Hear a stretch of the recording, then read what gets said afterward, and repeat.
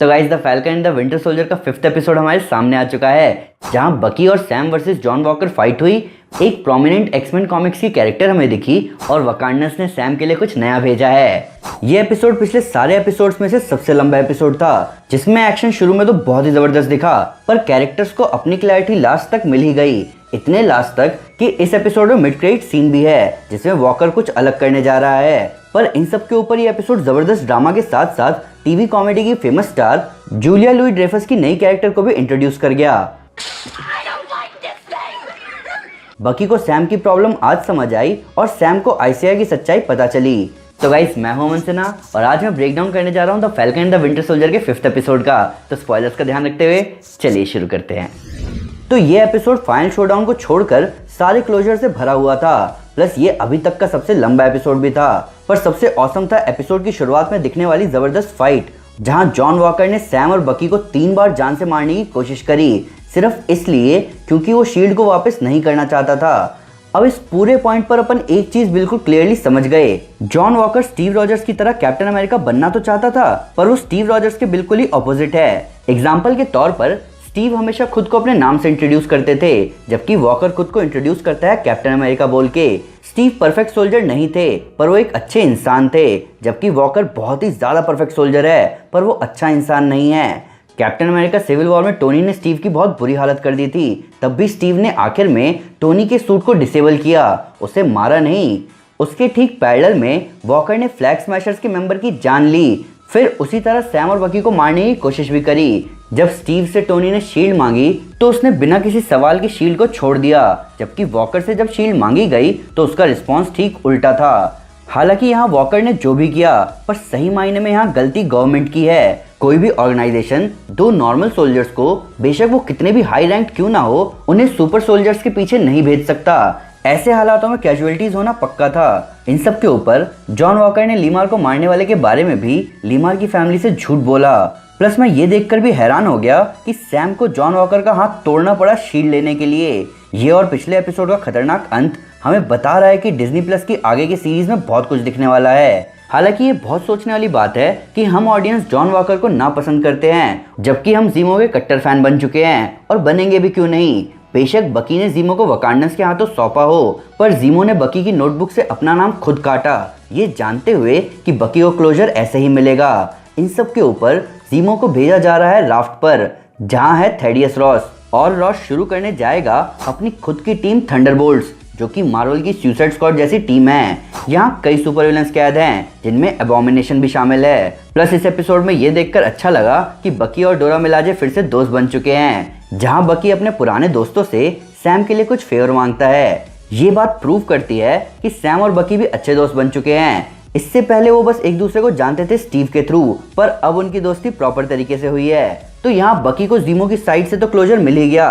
हालांकि मुझे एक और बात यहाँ समझ आई कि असली बकी कौन है। बकी एक अच्छा इंसान है, जो कि हॉबिट पढ़ता आया है, उसको फ्लाइंग कार्स पसंद थी और वो बस अपने दोस्त को मुसीबत में नहीं पड़ने देना चाहता था, जबकि विंटर सोल्जर प्रोग्राम ने उससे वो करवाया जो वो नहीं करना चाहता था। इवन अब मुझे रियलाइज हो रहा है कि जब सिविल वॉर में टोनी ने उससे अपनी माँ के बारे में पूछा था कि क्या उसे याद है कि उसने क्या किया, तो उसने कहा था कि उसे सब याद है। ये बात उसने टोनी को गुस्सा दिलाने के लिए नहीं, बल्कि अपने गिल्ट में बोली थी। आप इमेजिन करो कि आपको सब कुछ दिख रहा है और आपको सब कुछ समझ आ रहा है, पर आपकी बॉडी वो काम कर रही है जो काम आप नहीं चाहते कि वो करे, तो आपको कैसा लगेगा।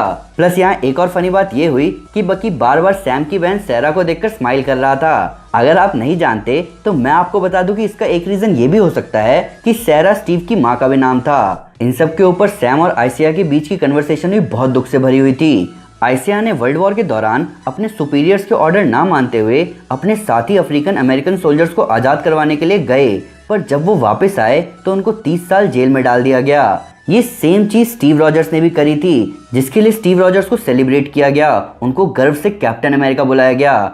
500 साल का रंग को लेकर लोगों के बीच में भेदभाव, दुनिया से एक पूरी जाति के लोगों की हिस्ट्री ही मिटा देना, वो भी सिर्फ उनके रंग के आधार पर, ये कोई फिक्शन नहीं है, यही सच है। ये पूरा सीन मार्वल सिनेमैटिक यूनिवर्स के सबसे तगड़े मोमेंट्स में से एक है। सोच के देखो, स्टीव ने सैम को अपनी शील्ड दी ये सोचते हुए कि सैम एक अच्छा इंसान है, पर स्टीव को स्ट्रगल के बारे में आइडिया ही नहीं होगा जिस स्ट्रगल से सैम को गुजरना पड़ा है। इन स्ट्रगल और ज़बरदस्त कैरेक्टर डेवलपमेंट के लिए ही हमें इन डिज्नी प्लस सीरीज़ की ज़रूरत है, जहां हम सैम का सिर्फ शील्ड को पाने से लेकर इन भेदभाव को ख़त्म करते हुए एक नए कैप्टन अमेरिका बनने तक का सफ़र देखें।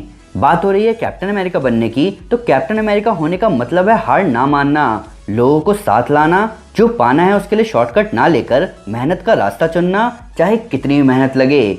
जीमो ने बकी को कहा है कि कार्ली को रोकने का एक ही तरीका है, पर ये चैलेंज है कैप्टन अमेरिका के लिए कि कैसे वो बिना बुराई को मारे उसे हरा दें। फिर से बात करें सैम, बकी और वॉकर की फाइट के बारे में, तो इस फाइट में बिल्कुल क्लियरली दिख रहा था कि सैम किसी सुपर सोल्जर के आगे मुश्किल ही टिक सकता है, और ऐसे सिनेरियो में ऑब्वियसली सबको लगेगा कि सैम को एज मिल सकता है सुपर सोल्जर सीरम से, पर यही सोच तो बदलनी है। Super soldier serum captain America नहीं बनाता, और यही समझ में आया बकी को कि सैम अगर सुपर सोल्जर से फाइट करने के लिए प्रॉपर्ली इक्विप्ड और रेडी नहीं है, तो वो बिग 3 यानी एंड्रॉइड, एलियंस और विजर्ड से कैसे निपटेगा। तो वकांडन से मिला हुआ नया टेक, जो कि मैं अज्यूम कर रहा हूँ कि ये वाइब्रेनियम से बना हुआ नया X-27 फैल्कन सूट होगा, ताकि इसको वॉकर जैसे लोग उखाड़ ना सके, ना ही उसमें सैम को ज्यादा चोट आए। प्लस इसके साथ साथ शील्ड को यूज करने की प्रैक्टिस भी बहुत जरूरी है, ऐसे बनेगा सैम नया कैप्टन अमेरिका। हालांकि एक और बढ़िया चीज यहाँ ये हुई कि सैम बकी के लिए उसकी थेरेपिस्ट से भी बेहतर साबित हुआ, जिससे बकी ने अपने नाइटमेयर्स के बारे में आखिर सच बोल ही दिया, और सैम ने उसको समझाया कि उसको उन लोगों से माफी मांगने के बजाय उनके काम आना होगा। मैं उम्मीद करता हूँ कि नागाशिमा को भी एक बेहतर क्लोजर मिल जाए। ये बहुत सैड मोमेंट होने वाला है। प्लस पिछले फैल्कन विंग्स की बात करें तो पुराने टूटे हुए फैल्कन विंग्स अब टोरिस के पास हैं, जो कि मैं बहुत श्योर हूँ कि अब वो उन्हें ठीक करके पहनेगा और बनेगा नया फैल्कन। हमें फिर से इस बार पावर ब्रोकर नहीं दिखा, लेकिन शैरन ने बैट्रॉक द लीपर को रिक्रूट किया है, पर किस काम के लिए किया है ये कोई नहीं जानता। हमें तो ये भी नहीं पता लगा कि बैट्रॉक क्यों पहले एपिसोड में उस सोल्जर को किडनैप कर रहा था। हालांकि बैट्रॉक हमें आगे दिखता है कार्ली के साथ, तो अगर शैरन पावर ब्रोकर है या वो पावर ब्रोकर के साथ जुड़ी हुई है, तो बहुत चांसेस है कि बैट्रॉक द लीपर यहाँ फैल्कन से बदला लेने के बजाय कार्ली को खत्म करने आया है। इन सब के ऊपर कार्ली का लोगों को ऐप के थ्रू बुलाना कहीं ना कहीं हाइड्रा वाली वाइब दे गया। साथ ही साथ अगली बड़ी लड़ाई होने जा रही है न्यूयॉर्क में। मैं उम्मीद करता हूँ कि यहाँ हमें जबरदस्त ईस्टर एग्स देखने को मिले। अब आते हैं जूलिया लुई ड्रेफस के कैरेक्टर पर। जूलिया इस सीरीज में Contessa Valentina Allegra D Fontaine का रोल प्ले कर रही हैं। मैं ऑलरेडी बहुत बड़ा फैन हूँ जूलिया के साइनफील्ड में एलेन बेनेस के रोल का, तो अब एमसीयू में ऐसी जबरदस्त एक्ट्रेस को देखना बहुत जबरदस्त होगा। तो वेलेंटीना यानी वेल कॉमिक्स में एक शील्ड एजेंट होती है, जो कि शील्ड छोड़ने के बाद हाइड्रा में डबल एजेंट बनती है मैडम हाइड्रा के नाम से, और मुझे कुछ चांसेस ऐसे लग रहे हैं कि वेल ही यहाँ पावर ब्रोकर है, क्योंकि कॉमिक्स में मैडम हाइड्रा ही मैड्रिपुर पर राज करती थी। हालांकि वो मैडम हाइड्रा वेल नहीं थी। प्लस कहा यह भी जा रहा है कि वेल हमें ब्लैक विडो मूवी में भी दिख सकती हैं। तो अब सैम रेडी है अपने नए कॉस्ट्यूम को पहनने के लिए। जीआरसी के मेंबर्स पर अटैक हो चुका है, वो भी हाइड्रा स्टाइल में, और जॉन वॉकर अपने लिए नई शील्ड बना रहा है। इसके बारे में बात करने से पहले बात करते हैं इस मिड क्रेडिट सीन के शुरू होने के बारे में। ये सीन वैसे ही शुरू हुआ जैसे आयरन मैन 1 में टोनी के अपने आर्मर को बनाने के लिए हैमर मारने का सीन शुरू होता है। प्लस ऐसा लग नहीं रहा कि वॉकर शील्ड के मटेरियल पर ध्यान दे रहा है।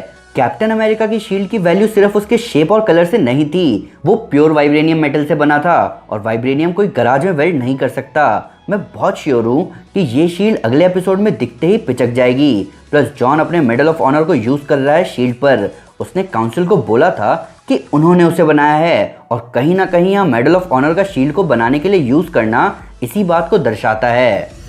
तो गाइस ये था breakdown falcon and the winter soldier के 5th एपिसोड का।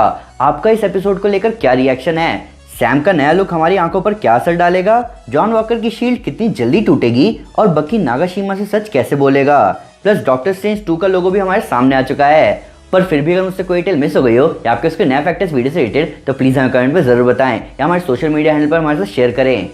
हम हर जगह हैं।